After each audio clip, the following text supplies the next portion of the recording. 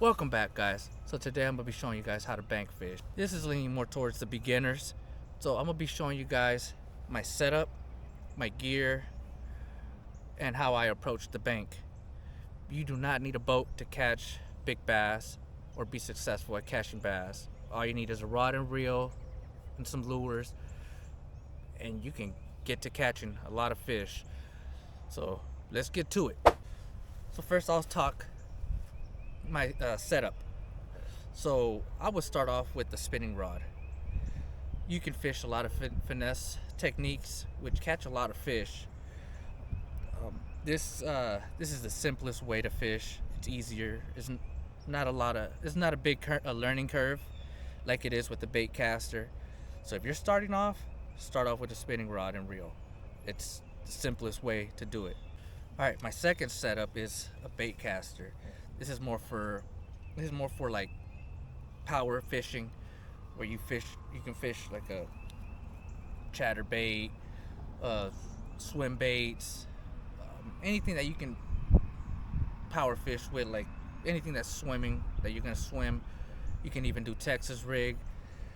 I have a medium heavy 7-foot rod. That's my go-to. I only have, this is my main go-to rod. Does everything for me. So yeah, it is a learning curve to learning how to bait cast. If you don't know how to bait cast, I can make a video if you guys want. I can show you guys how to tune it and set it up, and how to cast it, and hopefully avoid bird nests, because it will happen eventually. Happens to everyone. So yeah, this is my power fishing rod right here. So I have two. You don't need two, but I have two. I actually have a third one, but you just need one really. My third setup, which you don't need, it's a medium power rod. This is a little H2O rod. It's a cheap one that I bought. I started off with this. This is my first bait caster, so I just kept it. I use this more for treble hook baits, something that's flimsier. It's a little flimsier than my medium heavy, so when I set the hook, it's not over pulling the hooks. So you do not need this. This is just what I have, just because I had already bought it, and I ended up upgrading. But this is my treble hook rod, pretty much. And the tools you'll need, it's a pair of scissors to cut the line. You will need to cut the line. Pair of pliers, especially if you're using treble hooks. It's a lot easier to get the treble hooks. You do not want to get a hook in you. So yeah, these pliers are very useful. I think they also have a line cutter. These are the one I have. And everything I'm talking about, I'll put a link so you guys can check them out. If you guys want to buy anything, the link will be there. Another thing you'll need is a tackle box. This is where you'll store all your lures. You don't have to buy an expensive one. I think this one was probably $10, $15 on at Academy. You do not need an expensive one. This one's actually very good for me. Then lastly, you'll need a tackle bag. If you're gonna be bank fishing, you will be walking around the bank, so if you want to bring everything with you, the easiest way to do it is with the bag. I do have it's a Guggen bag. It's more on the pricier side. You do not need a Guggen bag. You do not need a pricey backpack. There's actually very inexpensive ones on Amazon, or you can go to Academy. They have their brand, which is inexpensive. You don't need such a big bag, but these are the essentials that you need. So once you have all this, you're pretty much ready to go fish and catch them. Catch the big ones, catch a whole bunch, and I'll show you guys how to do that.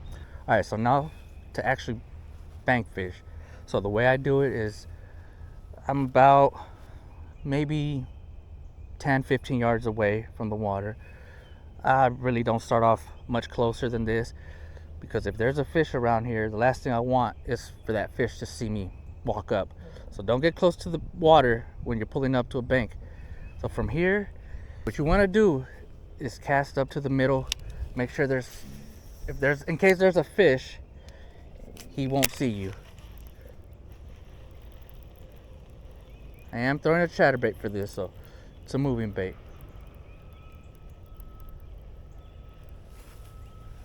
All right, so I didn't get any bites, so that means there's most likely not a fish here.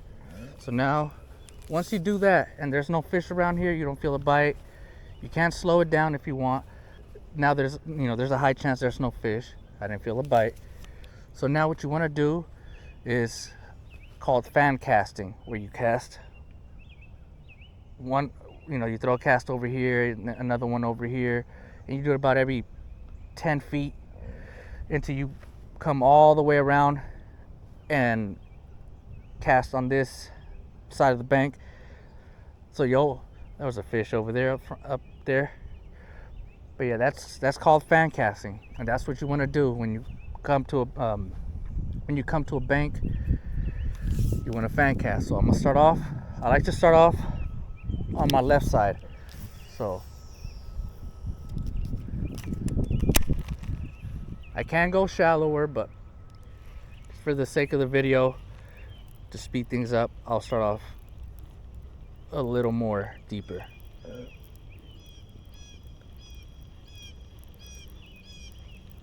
See, so that's one cast. I didn't get a bite or anything.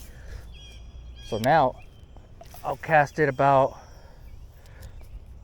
I don't know, about 10, you can do 5-10 yards away, depending how close you want to fish or how much time you have. But oh, there's fish popping up everywhere. They're out deeper. But anyways, so you keep fan casting. You want to do it all the way. So once you do your power fishing and you don't catch a fish, you don't get a bite or anything like that, then you can go with your finesse, more slower presentation. The fish are active today, so I hope I can catch a fish for you guys on this video. So I'm almost halfway through, but that's how you do it. You fan cast, and then you cover most of the water that way. All right, so now we're edging towards the end of our cast. So I'm on this side of the bank now. So now once you do this, you get no bites, you can either move along or you can go and pick up your finesse rod. So this is my go-to finesse technique. It's the drop shot. I have a weight down here, and then the line goes up, and then I have the worm up here. So you pull back up to the bank, and then you start fan casting all over again, and see if you can actually catch a fish with the finesse technique. They might not want the power fishing, like moving type baits. They can also want, just something smaller, less noisy, less movement. So it's always good to try both, moving and finesse. All right, so I didn't get a bite there. I am moving it a little fast, but you can take your time with the finesse. You don't have to be fast with this. And hopefully I can catch a fish for you guys, just to show you how easy it is. And I do have a drop shot video if you guys want to learn how to drop shot, how I do it. And then one thing you guys want to pay attention to is it's the weather. It's like what kind of weather you have. Right now it's a little windy and cloudy. So you have to kind of see the patterns. Like right now, a spinner bait would be good because it's cloudy and the water's very choppy. And moving bait should be good. But if it's sunny and bright, you might want to, it seems like translucent baits work a little better. More subtle baits, they can see the bait better. So just you probably have better chance of catching a fish with the moving bait when it's windy like this. You also want to look for laydowns. The laydowns, they tend to hold a lot of bass. This time of year, around spring, they're mostly bedding, or they're chasing a lot of bait fish. So you do have to pay attention to the time of year. You know, wintertime they're probably out deep. Summertime they're probably out deep. But, you know, wintertime they probably want more of a finesse presentation. You know, they're not swimming as much. They're cold. In the summertime, they're out deep, but probably chasing bait fish and probably want something more fast. So you kind of have to learn their pattern. And I see a splash. It just keeps splashing up in the middle over there. So I'm just going to cast out there.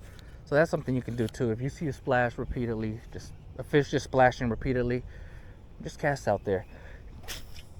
I don't know if I'll be able to get it as far, but I'll try to get it as close as possible. But yeah, so you do your fan cast now. So once you're done with the finesse, there's tons of fish splashing up in the middle. I just can't reach them. But once you're done fan casting, then you go ahead and you move to a different spot. You can move, you know, like 30 yards away and do the same thing over. And you do that, I promise you'll catch a fish. And that's how that's how you slay them all the time in any lake. As long as they have bass, you'll slay them. So now, you know, we fished all around here. We fan cast it. So now we get to move along, and we can move about 20-30 yards. We've got all this covered, no bites. So now we can start off on this side, depending on what way you walk. I walk towards my right, so I'll cast. My first cast will be over here on the right. That's the simplest way I fish it. You'll learn different patterns as well as you go, but to keep it simple, that's really it. That's all you have to do. Fan cast, walk about 20-30 yards, fan cast again, and you can switch between moving baits to finesse. I like to finesse fish, especially here because it's very pressured by a lot of people. But a lot of people use mostly power fishing style. So, and I tend to catch a lot with the finesse. So you'll figure out your water. So that's pretty much it for this video. I hope you found this useful. I try to simplify it as much as possible. I didn't want to complicate with colors, you know, water clarity, and there's a lot more that goes to it. But just to keep it simple, you know, if the water's dirty, go for something dark or white. If it's clear, use more of translucent color. And then as you fish often at your lake or pond, you'll figure out what the fish are actually into. So yeah, just go out there and fish, and you will figure it out. I promise you that. So I just want to thank you guys for watching, and if you found this useful, don't forget to like and subscribe, drop a comment, and I hope you guys slay them out there.